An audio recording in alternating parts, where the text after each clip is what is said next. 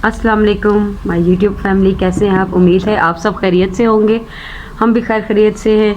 और आज अल्हम्दुलिल्लाह तीसरा रोज़ा शुरू हो चुका है, तो इसकी अभी हम तैयारी कर रहे हैं। तो आज मैं अकेली, मेरा रोज़ा है और मेरे बेटे का रोज़ा नहीं है, उसकी तबीयत ख़राब थी। और इसके बाबा के जो है वो उन्होंने किसी महफिल में जाना था, मस्जिद में उन्होंने बुलाया हुआ था, तो वो उनकी अफ्तारी आज महफिल उधर मस्जिद में है। तो आज मैं अपने अकेले के लिए इफ्तारी बना रही हूँ। पूरे पाकिस्तान में और दुनिया भर में जहाँ पे भी यूट्यूब इस्तेमाल होता है, जहाँ पे मेरा चैनल देखा जाएगा, सबको रमज़ान की बहुत बहुत मुबारक हो। ये महीना इबादत के लिए है और अपने पूरे साल के गुनाहों को बख्शवाने के लिए है। ये सिर्फ खाने पीने के लिए कुछ लोग समझते हैं, ये ज़्यादा उसमें खाना पीना आम रूटीन से डबल कर देते हैं, लेकिन हमें खाने पीने से ज़्यादा जो है वो इस महीने में इबादत पर जोर देना चाहिए, ताकि हम अपने गुनाहों की बख्शिश करवा सकें। तो अभी जो है ना, हम भी सादा से ही लोग हैं, इतनी कोई ख़ास हम भी नहीं करते हैं, बस जितनी अल्लाह पाक ने गुंजाइश दी है उतना ही कर रहे हैं। तो मैं अब अपने लिए सिर्फ अब बना रही हूँ। तो चीज़ें क्या होती हैं, बस कंजबीन होता है और थोड़ा सा फ्रूट चाट होता है और पकोड़े होते हैं, चटनी वगैरह होती है। तो बस अभी मैं अपने लिए बस ये चीज़ें बस 3-4 हम रोज़ ही बनाते हैं। तो अल्लाह पाक हर किसी को हर जो है ना वो नेमतों से नवाजे। तो आप सुनाएं, आपके रोज़े कैसे गुजर रहे हैं? अल्हम्दुलिल्लाह इस दफ़ा रोज़े माशाल्लाह जो है वो बहुत आसान है। कोई ना भूख लगती है ना प्यास लगती है और पता ही नहीं चलता, दिन का गुजर जाता है। घर का उठो, काम शाम करो, सहरी के बाद काम शाम करने के बाद फ़ौरन ही जो है वो जो दूसरे छोटे बच्चे होते हैं उनके लिए खाना बनाओ, दिन का खाना बनाओ, और फिर जो है साथ ही इफ्तारी का वक्त जो है वो शुरू हो जाता है। तो अभी मैंने स्कंजबीन बना ली है। तो अब मैं जो है ना फ्रूट चाट के लिए थोड़ी थोड़ी चीज़ें काटी, बल्कि पहले मैं पकौड़ों के लिए जो है चीज़ें काट लेती हूँ। यूट्यूब फैमिली, ये हमारा अपने घर में अल्हम्दुलिल्लाह ये दूसरा रमज़ान है। तो अपना घर भी बड़ी नेमत होती है। हम जब किराए पे रहते थे ना, तो आप यकीन माने कि जब भी बादल वगैरह होते थे, कोई बारिश वाला मौसम होता था, तो हम जो है ना बच्चे मेरे दरवाजे में खड़े होकर देखते रहते थे बारिश, और मैं अल्लाह ताला से ये दुआ करती होती थी कि या अल्लाह पाक ये मौसम हमारे लिए बचा के रखना, हमें भी ये मौसम देखना नसीब करना, अपने घर में अपनी छत पे हम ये मौसम एंजॉय कर सके। तो अब अल्हम्दुलिल्लाह जब से हम इस इलाके में आए हैं, इस घर यहाँ पे हमने घर लिया है, तो जो है हम अल्लाह का शुक्र अदा करते हैं। हमने बारिशें भी देखी हैं, तूफ़ान भी देखे हैं, और हर किस्म की धूप भी देखी है, हर किस्म का मौसम हमने देख लिया। अब अल्लाह का शुक्र अदा करते हैं। अपना घर बड़ी नेमत है। अल्लाह मेरे सारे बहन भाइयों को जो है वो अपना घर नसीब करे और उनकी मुश्किलें आसान करे। तो रमज़ान में जब हम छोटे होते थे, तो मुझे याद है हमारे अब्बू जो है वो पकोड़े बनाया करते थे, और पकोड़े बनाना ना मेरे अब्बू की ज़िम्मेदारी होती थी। वो ख़ुद शौक़ से करते होते थे कि मैं ये काम करूं। तो बाकी जो है ना इफ्तारी की तैयारी जो है वो मेरे अम्मी किया करती थी। तो पकोड़े जो है वो सिर्फ हमारे अब्बू बनाते होते थे, तो इतना मज़ा आता था। अब बचपन की वो यादें जो है ना वो पता नहीं किधर गुम हो गई हैं। अब हम अपने बच्चों के लिए सब कुछ कर रहते हैं, लेकिन जब हम ये शुरू करने लगते हैं कोई भी काम, तो रोज़ मुझे ना अपने अम्मी अब्बू की बहुत याद आती है। मेरे अम्मी अब्बू दोनों फौत हो चुके हैं, तो मुझे उनकी ये दोनों बातें बहुत याद आती हैं कि जब हम छोटे होते थे, तो अब वो हमारे लिए जब अफ्तारी बनाया करते थे तब क्या माहौल होता था। जब सहरी में उठती हूँ तो याद आता है कि जब अम्मी उठती थी सहरी के लिए या रोज़े के लिए जगाती थी, तो उस वक्त क्या हमारा माहौल होता था। तो बहुत दिल दुखी होता है। अल्लाह पाक मेरे अम्मी अब्बू को जन्नत फिरदौस में जगह दे और उनकी बख्शिश फरमाए। तो जो है वो आप सब के भी जिनके अम्मी अब्बू फौत हो चुके हैं, वालिदैन फौत हो चुके हैं, उनकी भी अल्लाह पाक बख्शिश फरमाए। अल्लाह पाक मेरे अम्मी अब्बू की भी बख्शिश फरमाए। और जिनके वालिदैन ज़िंदा हैं, आप प्लीज़ अपने वालिदैन की कदर करें। माँ बाप जो हैं वो ऐसी चीज़ें हैं जो दोबारा नहीं मिलती, तो अपने वालिदैन की इज़्ज़त करें, उनकी खिदमत करें। बाद में हम जो है ना पछताते रहते हैं कि काश ये वक्त वापस आ जाए, तो हम अपने अम्मी अब्बू की ये खिदमत करें, वो खिदमत करें। लेकिन हम जब शादी होती है, शादी से पहले जब हमें वालिदैन कोई काम कहते हैं, तो हम जो है ना वो जवानी के ज़ौम में या बचपने में इनकार करते रहते हैं या उनकी उस तरह खिदमत नहीं करते। वही जब हमारी शादियां होती हैं तो हम ससुराल वालों की और दूसरे लोगों की जो है ना वो खिदमत करते रहते हैं कि ये भी हमसे खुश हो जाए, वो भी खुश हो जाए। लेकिन हम अपने वालिदैन को इस खुशी से अनजाने में, बचपने में जो है ना वो महरूम रखते हैं। तो मैं आपको इस बात से जो है ना माफ़ कीजिएगा, मैं आपको ये कहती हूँ कि आप अपने वालिदैन की इज़्ज़त करें, कदर करें, वक्त हाथ में निकलने से पहले पहले। हर सहरी, हर अफ्तारी में मुझे अपने अम्मी अब्बू की बहुत ज़्यादा याद आती है। मैं अम्मी की और अब्बू की याद आके मेरा दिल भर आया। तो बस ऐसे ही माँ बाप जितना मर्ज़ी अरसा हो जाए ना उन्हें गुज़रे हुए, और औलाद चाहे जितनी मर्ज़ी है बड़ी हो जाए, बूढ़ी हो जाए, माँ बाप की ज़रूरत हर उम्र में रहती है, चाहे हम खुद 100 साल के हो जाएं। और ख़ास तौर पर बेटों को भी होती है, लेकिन बेटियों को जो दूसरों के घरों में जाती हैं उनको बहुत सख्त माँ बाप की ज़रूरत होती है। अल्लाह किसी के माँ बाप को उनकी औलाद से जुदा ना करें। बस हर किसी के माँ बाप का साया उन पे सलामत रखे, अपने वालिदैन की कदर करें, उनकी ज़िंदगी में ज़िंदा रहते रहते। बाद में जो पछताना है उससे बेहतर है आप अभी से इसकी उनकी कदर करें।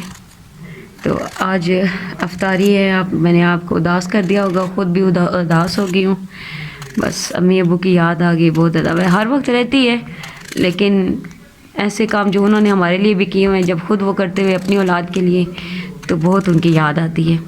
तो अभी मैंने पकौड़ों का मसाला काट लिया। वैसे मैं आज दूसरी तरह बनाती होती हूँ। आज बच्चों ने जो है ना उन्हें ये बेसन वाले, आलू वाले गोल जो है ना वो बहुत पसंद है इनको, तो इनकी वजह से आज मैं इनके लिए ये बना रही हूँ।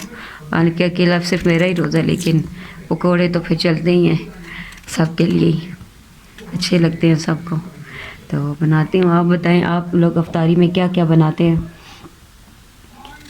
बस रोज़े भी बहुत जल्दी गुजर रहे हैं, इस दफ़ा रमज़ान बहुत तेज़ी से गुजर रहा है, पता ही नहीं चला। तीसरा रोज़ा भी अल्हम्दुलिल्लाह मुकम्मल होने को है। तो आप सबको बहुत बहुत मुबारक हो। अल्लाह पाक आप पे अपनी रहमतों का साया करे, मेरे बहन भाइयों को सबको अपना घर दे, सबके रिज़्क़ में बरकत दे। तो बस इसके बाद पकौड़े बनाने के बाद फ्रूट चाट की तैयारी शुरू करती हूँ। थोड़ा सा बस 2 केले डालूँगी और 1 सेब है, बस ये इतना काफ़ी होगा हम तीनों के लिए। तो मैं पकौड़ों में अभी मैंने चीज़ें जो मैं डालती हूँ उसमें नमक, मिर्च, सूखा धनिया, मेथी, थोड़ी सी कलवंजी और थोड़ा सा ज़ीरा भी डालती होती हूँ। आप यकीनन ऐसे ये चीज़ें डालते नहीं, लेकिन कुछ चीज़ें जो है ना, कलवंजी अक्सर लोग नहीं डालते और ज़ीरा भी अक्सर लोग नहीं डालते, सूखा धनिया भी डाला है मैंने। तो अब पकौड़ों का मसाला रेडी करते हैं। इसमें थोड़ा सा पानी डाल देती हूँ, पानी डाल के इसको मिक्स करती हूँ अच्छी तरह से।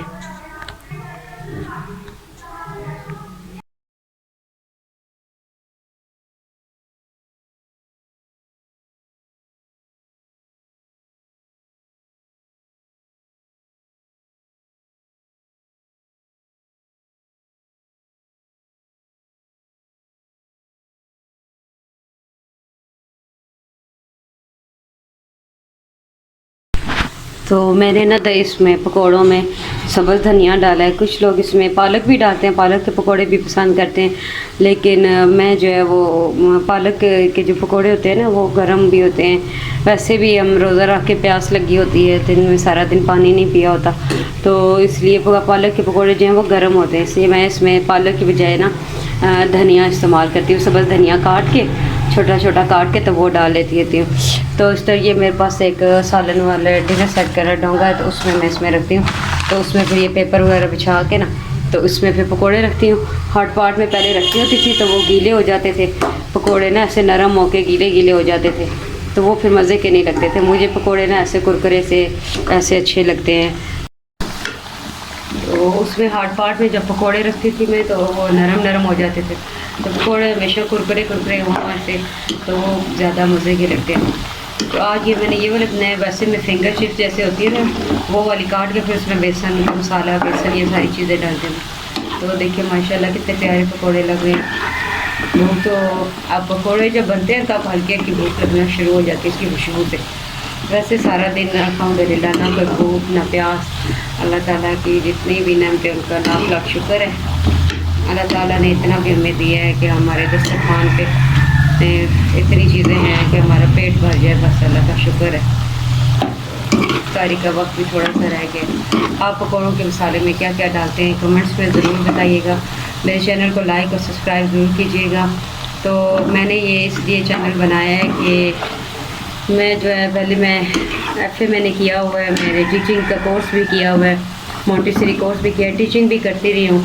लेकिन जब छोटे बच्चे हैं तो अब जो है ना, पहले मेरा एक बेबी था, अब माशाल्लाह 3 बेबी हैं, 3 बच्चे हैं, तो अब मैं टीचिंग नहीं कर सकती। छोटे वाला बहुत छोटा है तो उसको किसी के पास छोड़ नहीं सकती हूँ, तो इसलिए मैं खुद जो है ना वो मैंने टीचिंग छोड़ दी। फिर अब घर में होती हूँ, तो मैं हाउस वाइफ जो घर पे हो, जो कोई काम ना कर सकें, तो यूट्यूब ने जो है वो एक प्लेटफॉर्म दिया हुआ है कि आप व्लॉग बना के, डेली व्लॉग बना के आप अपनी अर्निंग कर सकते हैं।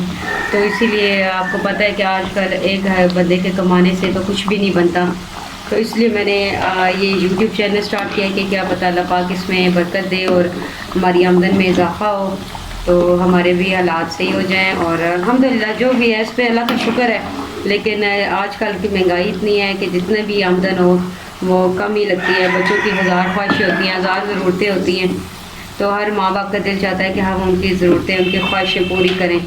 बस तो इसी कोशिश में मैंने भी यूट्यूब चैनल बनाया। तो आप मेरे चैनल को लाइक करिएगा, सब्सक्राइब करिएगा और दूसरों को भी शेयर करके सब्सक्राइब करने की ज़रूर तलकीन करिएगा, ताकि मेरी हौसला अफजाई हो। मुझे आप लोगों की सपोर्ट की बहुत ज़रूरत है। तो अल्लाह पाक आपका ये रमज़ान कबूल और मंजूर फरमाए, और मेरे लिए भी दुआ करिएगा, हम सब के लिए दुआ करिएगा कि हम सब का ये रमज़ान अल्लाह ताला कबूल करे, हमारे रोज़े, हमारी इबादत कबूल करें। स्टॉप कर। अल्हम्दुलिल्लाह सारी इफ्तारी की चीज़ें बना ली हैं। मैंने अपने लिए 2 रोटियां बनाई हैं, एक रोटी मैं खाती हूँ पकौड़ों के साथ, फिर मैं बाद में इफ्तारी के बाद ना मैं रोटी नहीं खाती हूँ, तो 2 रोटियां बनाई हैं। ये पकौड़े बन के तैयार हो चुके हैं। तो ये इमली की चटनी मैंने बनाई थी नेट से देख के, और ये चना चाट जो है वो हमारे नेबर से आया है, पड़ोस से आया है, उन्होंने भेजा 1 प्लेट। और ये हरी चटनी, दही हरी चटनी का मसाला बना के रख लिया था, तो वो जो है फिर अब दही में ना वो 2 चम्मच या 1.5 चम्मच हम डाल लेते हैं, तो मिक्स कर लेते हैं, चटनी बन जाती है। तो फ्रूट चाट जो मैंने अपने लिए बनाया था, फिर बच्चे पास सोते पते हैं, उनका भी दिल चाहता है वो भी खाएँ, तो उनकी तो इफ्तारी होती है। बच्चों की रोज़ा हो ना हो इंशाअल्लाह माशाअल्लाह, तो अल्लाह पाक इनका नसीब करे। तो थोड़ा थोड़ा मैंने उनको दिया और थोड़ा सा मैंने अपने लिए रखा है।